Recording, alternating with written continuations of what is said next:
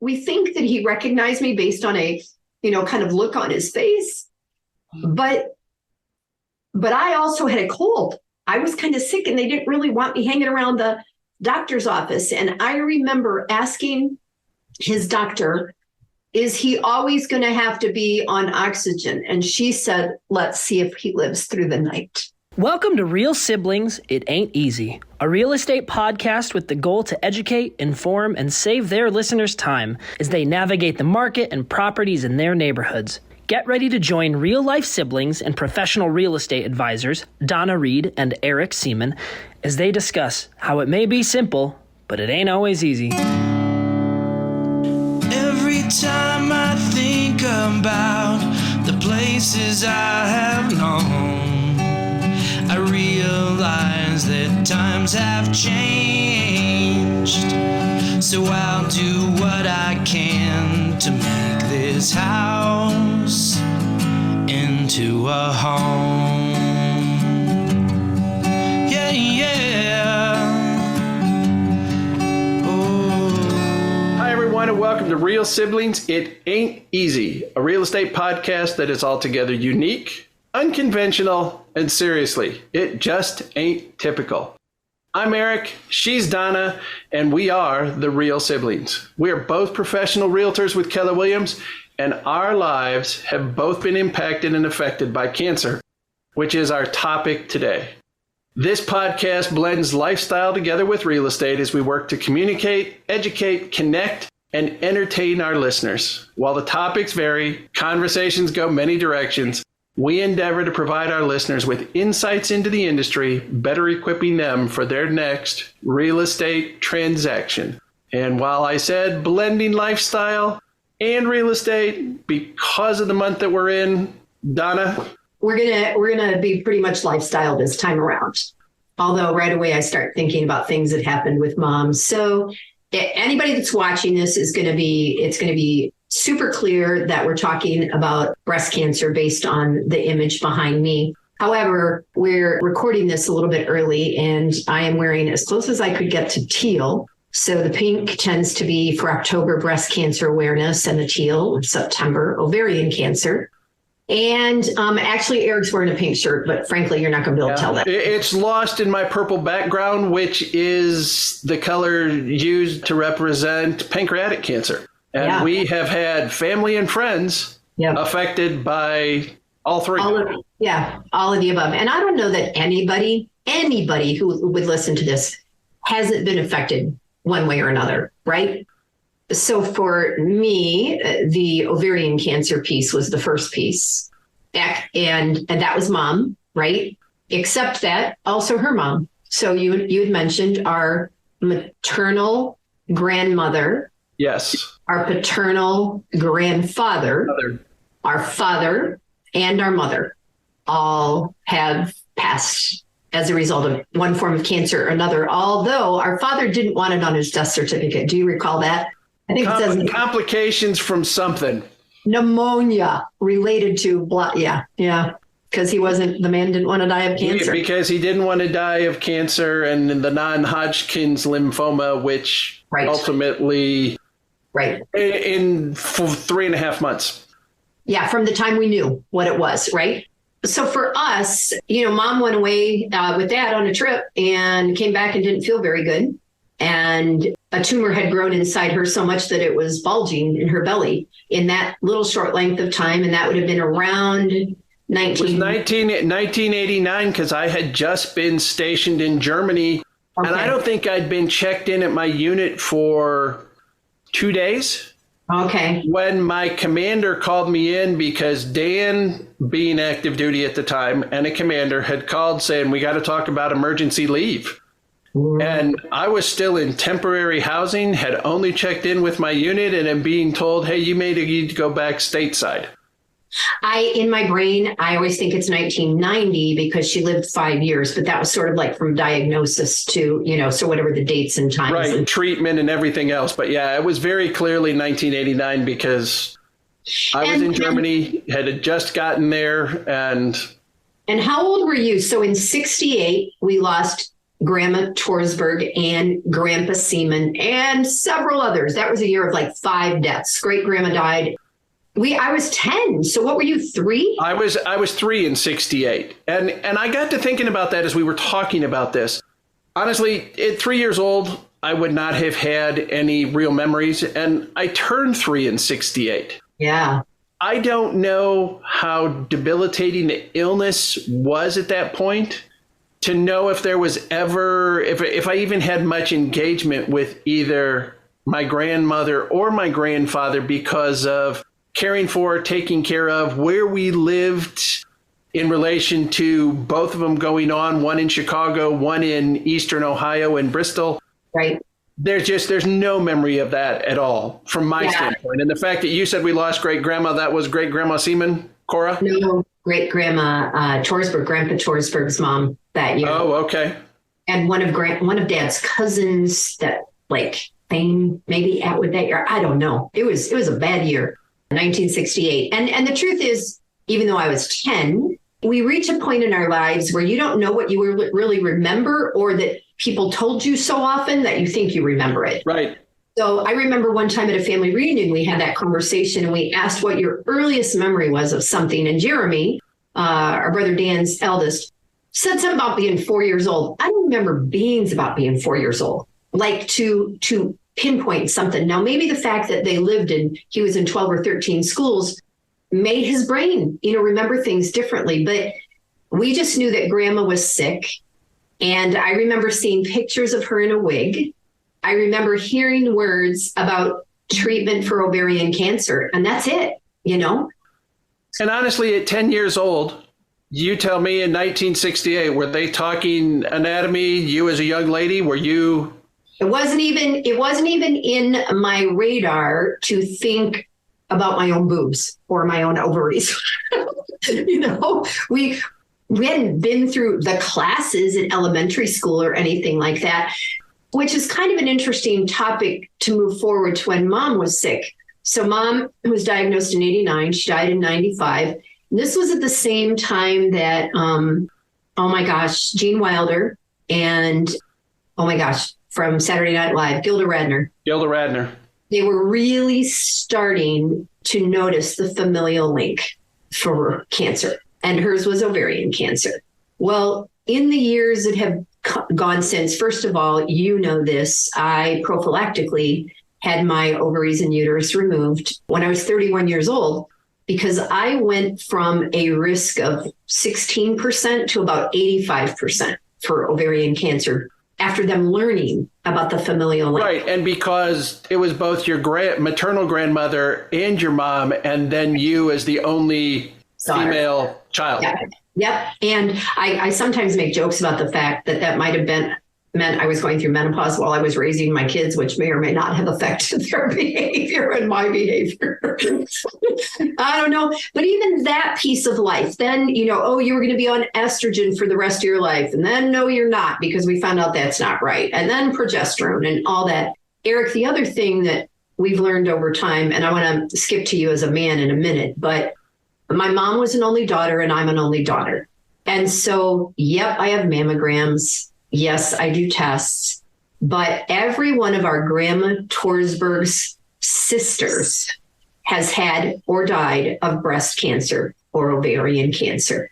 Only Janie is still living at probably about 88 or 89 years old, because she was around Mom's age. And she has had both and survived both. However, she got them later in life when treatment was different. And then beyond that, who knows?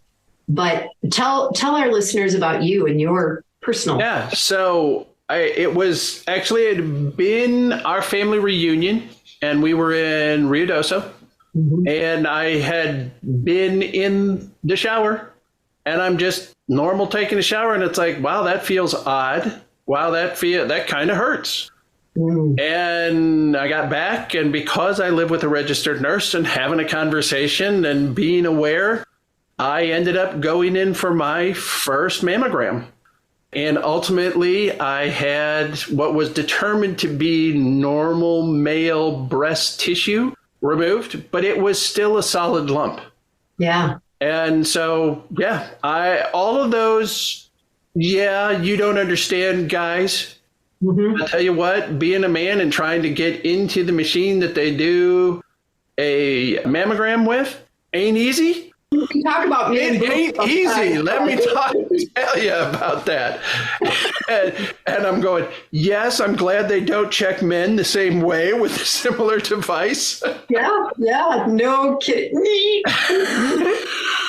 Oh, there's a whole image. Whoa. Yeah, so eyeballs popping kind of thing. But it was the fact that they did find something, that I was aware enough of it in checking out my own body just in the course of showering and going, something doesn't feel right.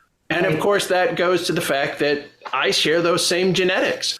Right. And let's pass back to you, because now your youngest son, Caleb, also a cancer survivor at this point. Yep. As well as potentially a carrier.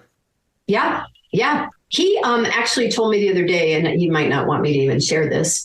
He's been told that, we know that both of his brothers could potentially be a carrier of the same thing, and that it could affect his ability to have children.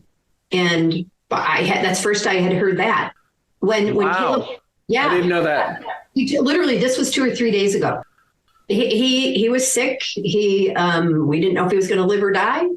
And he had a huge tumor removed and went through this whole process. And it was a neuroendocrine tumor. And as a result, his doctors in Denver wanted to know if I carried the BRCA2 gene. Okay, I had never had the test because after the familial link, I was like, pretty sure you don't have to tell me this, but pretty sure I do. Well, me saying that isn't good enough for a doctor. So I went and, at that point I was paying for it. It was a $5,000 to $6,000 test, Eric. And because I didn't have a doctor tell me to do it, it was this other story. Originally, I got the bill and I ended up writing to the physicians that were approving the insurance or not approving it and telling them all the history that we've just talked about in as kind of words as I could, but saying essentially, you're nuts to not cover this. And they covered it. And of course, I tested positive. So then those details were sent on to Caleb's doctors in Colorado. And, he's in a position where he didn't have to have chemo or radiation. And this particular tumor, there's a bunch of varieties of it. And he could have recurrences and he has to have PET scans. But he's really a miracle, in my opinion. Well, and let's just claim double miracle, because the original diagnosis began because he went in for X-rays for COVID, right? This was early 2020. 2020, before we had vaccines. Yeah. Yep. Right. So he had gone in, was having some lung issues and being related to being in the school and working at the school at that point. Mm-hmm. And that's where he got his cancer diagnosis because of what showed up on the X-rays testing for COVID. So at the same time, he was identified as having COVID. He was in an early... Oh, yeah. He was super sick with COVID. Yeah. COVID. So one of those, I guess you could say, cancer survivor because of getting ill with COVID and how the world we live in, what's the irony of that? Yeah. And then, so the ovarian cancer, the breast cancer link, and the fact that, as you said, all of our grandmother's sisters, but Janie, had similar issues. There's a link between those two. Yep. The fact that I ended up developing a lump as a man. And then we switch and we look at our dad. And as I recall, dad called us. I don't know whether he called us first, but because of his bloody nose, right, on his birthday in 2003, which would have been January 7th of 2003, it's like, Dad, it's not normal to just have a bloody nose out of the middle of nowhere. Get in to see a doctor. And from there, the diagnosis, the treatment, the surgeries, everything else from January 7th of 2003 to April 16th of 2003 was his entire span of care, treatment, diagnosis, care, treatment, ultimately passing as a result of non-Hodgkin's lymphoma. And that's one of those things. It's like, oh, you have lymphoma. No, you have non-Hodgkin's lymphoma. So mentally in my head going, oh, there's a qualifier there. It must not be as severe, right? Right. Oh, yeah. Yeah. You're going, oh, well, that's non-Hodgkin's lymphoma. That's not a big deal. Yep. Yep. And he was talking to me, Dad built us lots of things. He had made those little, I'm looking at one, hexagon tables that looked like the beehive out of different kinds of wood. But that originally was a plant stand that he cut down to make those tables. And he was going to make me another plant stand. And so he was looking at magazines when he was first sick in the hospital to do this. And I remember when we flew back, and you all know this, I said I wasn't going to cry. That's all right. This is one where it's expected. This is a tough. Yeah. I never got to talk to Dad because from the time where he was went intubated. Yeah. We think that he recognized me based on a, kind of look on his face. But I also had a cold. I was kind of sick and they didn't really want me hanging around the doctor's office. And I remember asking his doctor, is he always going to have to be on oxygen? And she said, let's see if he lives through the night. And I was like, whoa. Yeah. Yeah.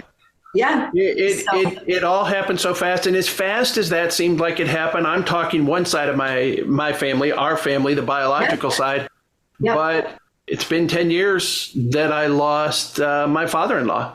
And with him, we got the diagnosis. We headed to Mississippi, and 17 days after the diagnosis, I was doing his eulogy and coordinating his memorial service and funeral. And my friend Steve just that was one of those that, because it was so intimate and so quick and so many people coming in. Yeah. Because I'm like you, we love with food. Yeah.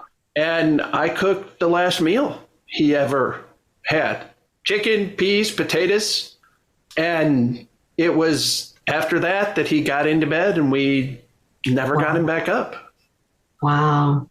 And it's again, as we talk about this, there may be people out there who it's heart trouble or it's this or that. And I have joked about the fact that I've had so many surgeries that I have very few body parts left to donate and give away. Right. But I think that from a breast cancer perspective, there's a little bit of a lighter side for me at this point, and that's important for me to note. So I have a new PCP now that I'm on Medicare. And I'm having a regular mammogram, but they also, because of the history, want me to have MRIs every other 6 months. So 6 months mammogram, 6 months MRI. But there's a bell curve for the kind of norm of when you might get something. And I'm on the other side of the bell curve. So when the other side, meaning you're on the downside now, you're no longer on the upside to the peak, right. And where right. Oh, you're down outside and outside the Yep. And so I think they're required to tell you when they're giving you this genetic stuff that you can prophylactically have your breasts removed. And, there's a piece of me that's like, man, I've already had so many pieces given away. I'm not going to do that if I don't have to. And then the doctor said, well, the truth is that, you're in pretty good shape based on where you are on this bell curve. And I'm like, okay, we're sticking with that, and I'm counting that as a blessing. But at the same time, they said to me in reading the results that they are 99% certain that me removing my uterus and ovaries at age 31 saved my life. Well, and to put that into context, you are now how old? 65. And Mom passed away after her 62nd birthday. And her mom had lived to her 63rd birthday. And so it is not escaping me, has not escaped. My wife is now older than or the same age that my mom was when she passed away. Well, and I remember having a conversation with Dan that we both thought about the fact that we have outlived mom, and shortly Dan will have outlived dad. Yeah. And God willing, right? And it's weird. So from a lifestyle perspective and combining it with genetics, there was a piece of me, and finances, right? How much money do I need for the rest of my life? Well, the truth is mom and dad died young. I didn't know if I'd be around. So now that I am around, I'm like, holy God, I need to save some more money, But at the same time, we've talked about my travels and the trips that I take. I don't want to ever spend my life waiting for this future that might never occur. I want to enjoy every minute that I can, right? Do my best to take care of my health, have all the checkups that I need to have, do all of those things. I mean, they asked me, I'm just going to say this because people get colon cancer. When was the last time you had a colonoscopy? I'm like, when I turned 50. And his eyes got real big. He said, well, do you have a favorite gastroenterologist? And I'm like, it's been 15 years, so no. Yeah, check that box. It's like, you're my favorite. I'm coming back to you next time I need to have somebody do this. Not going to do that. But, it's silly for me not to. There's a piece of me that wants to live in denial about all of it, And there's one other thing that I was thinking about as we think about our homes. You were not in Lindsey when mom was sick, but I mentioned it in the interview we did with the guys from Lindsey about whatever episode that was, the one where we were talking to the people planning the event. Yeah. Episode 26. 26. I thought it was 26. Those guys built a ramp for mom for the wheelchair. And you mentioned that it had been used by Chase Baker. So that old Victorian house, there was no easy way to get mom in and out of the house.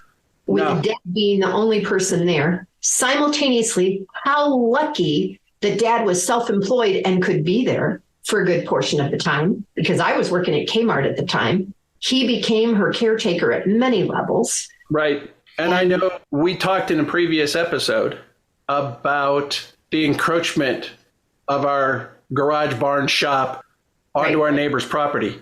And I think it was Mrs. Mitchell, Helen, who was one of Dad's staunchest supporters, advocates, because of what she personally saw living right next door to Dad caring for mom.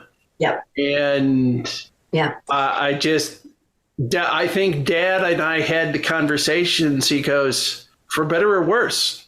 And when you're a kid, you have no idea what that means. Right. When you're standing there and you're exchanging vows, and it's the typical for better or for worse, for sickness and in health. And it's like, okay, sickness, we know you're going to have a cold and a runny nose, and I'm okay with that. Yeah. You don't understand what sickness is, and the fact that he rearranged the dining room, put the hospital bed in there. Yep. About the only thing mom would not let him do, as I recall, was shave her legs. She still did not like, and the last time I visited, the ramp was installed the last time I had a chance to visit mom. At that point, I was working out in California. Oh, okay. And I got notified I was working in California when she passed away. But my last visit going back to Ohio, the ramp was installed and I pushed her around town. Well, that night, too, mom was still at a point where she was getting up out of the bed, excuse me, and going to the bathroom, and she fell. And Dad couldn't pick her up. I was there at the house.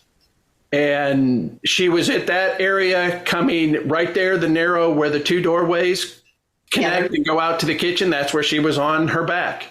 And I came downstairs and I put my arms around her and she put her arms around my neck. And it's like, Mom, all right, this is what we're going to do on 3. And she was able to kid Dad a little bit about it because I stood her up and she's like, wow, what's your problem? And she made it, but it was Dad 8 years later. We were back for spring break to see him.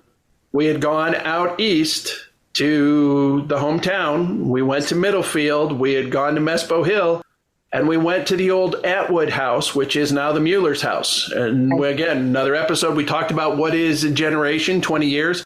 It was the third or fourth generation of Muellers that were already in the house since Uncle Thane and Aunt Jessie had passed away, and that became part of the family.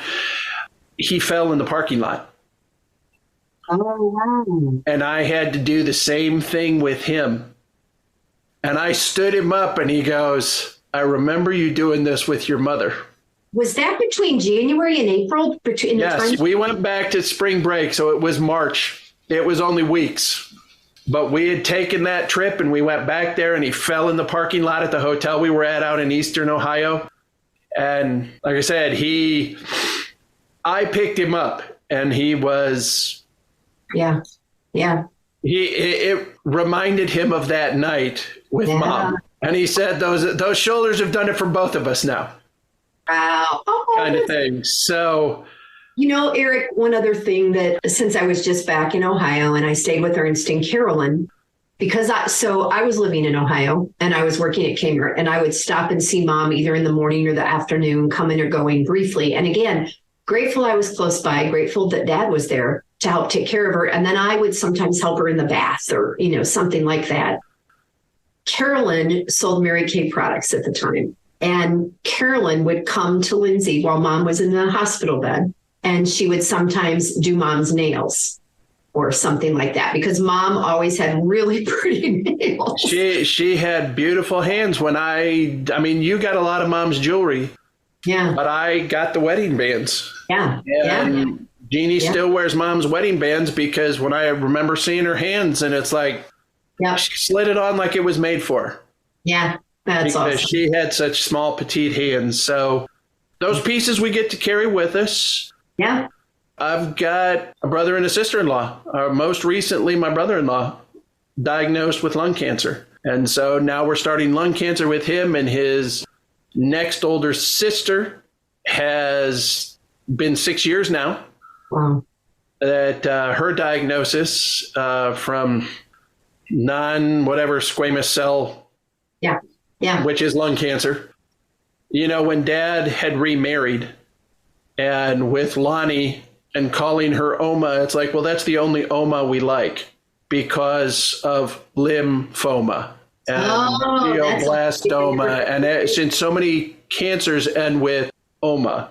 Wow. And of course, that's German word for grandmother, Oma and Opa.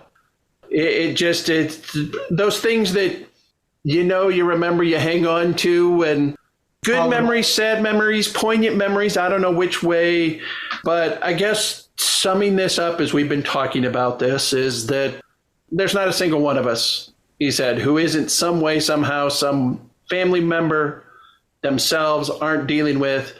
Don't be afraid to ask questions. Get yourself checked. Do the exams you need to do. Get treatment if you need it. And if one of these areas has specifically impacted your life, then find a website and donate. Yeah. What you just said is exactly what I was thinking. There's a piece of me that doesn't want to know. There's a piece of me. Nobody does. Nobody wants to hear it. No, I know my blood pressure is good. I know my cholesterol is good. I don't want to know about some of the other stuff. And yet that is ridiculous. That's like burying your head in the sand. So if nothing else comes out of this, this particular podcast is that we all need to take care of ourselves. We need to watch our health. In order to take care of your family. Right. If we don't take care of ourselves. We're not in this alone. Yeah, exactly. So anyway, a little bit different kind of conversation today.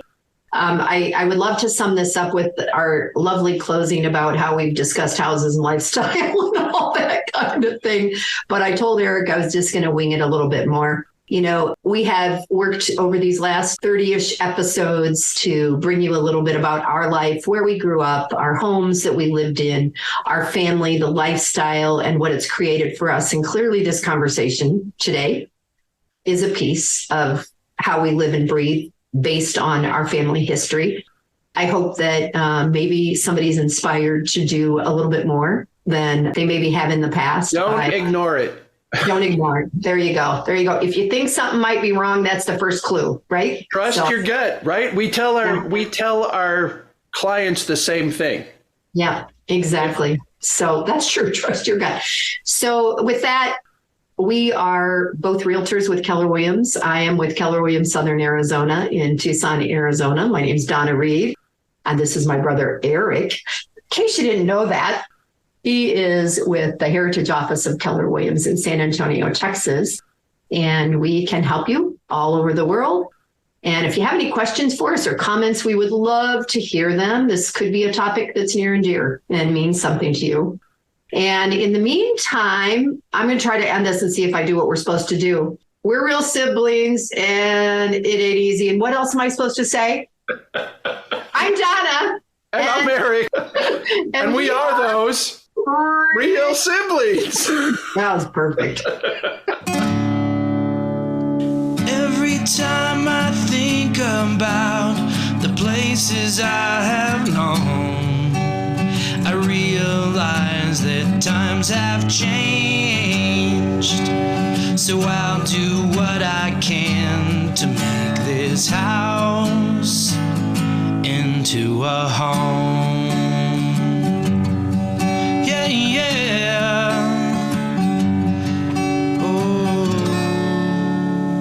I'm Annabelle, and I want to thank you for investing your valuable time in listening to Real Sibling. It Ain't Easy. I hope you found this episode informative and enjoyable. There are several ways you can support this podcast with my Grandpa Eric and Aunt Grandma. Please take the time to like, follow, and subscribe. Additionally, leave them a 5-star rating along with a review on your preferred podcast platform. The final thing I would ask is that you recommend this podcast to a friend, a family member, or an associate. Your engagement is critical to their ongoing success, and they look forward to connecting. Check out the show notes Grandpa put together with their contact information, including emails, phone numbers, and website. And remember, the real siblings look forward to hearing from you.